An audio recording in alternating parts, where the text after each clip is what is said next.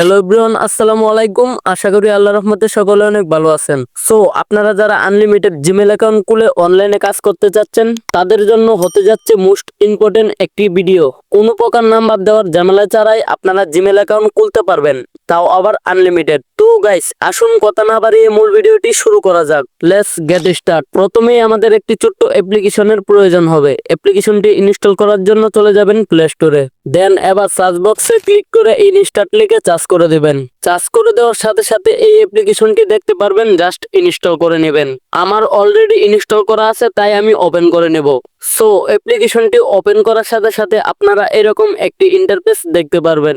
এবার এখানে unlimited Gmail account খোলার জন্য উপরে একটি অপশন দেখতে পাচ্ছেন, create an address automatically. Just এই অপশনটির মাধ্যমে ক্লিক করে দিবেন।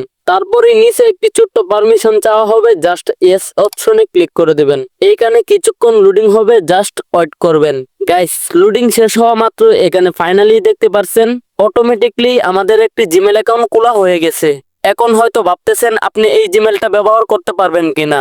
Guys, no problem. আপনি চাইলে আপনি এই জিমেলটা যে কোনো জায়গায় ব্যবহার করতে পারবেন এবং যে কোনো ওটিপি কোড এবং ভেরিফিকেশন কোড সবকিছুই পেয়ে যাবেন। এখন আপনার প্রয়োজন এই জিমেলের পাসওয়ার্ড। পাসওয়ার্ড কই পাবেন? পাসওয়ার্ড দেখার জন্য নিচেই দেখতে পাচ্ছেন জেনারেট র্যান্ডম পাসওয়ার্ড। জাস্ট এই অপশনটির মাধ্যমে ক্লিক করে দেবেন।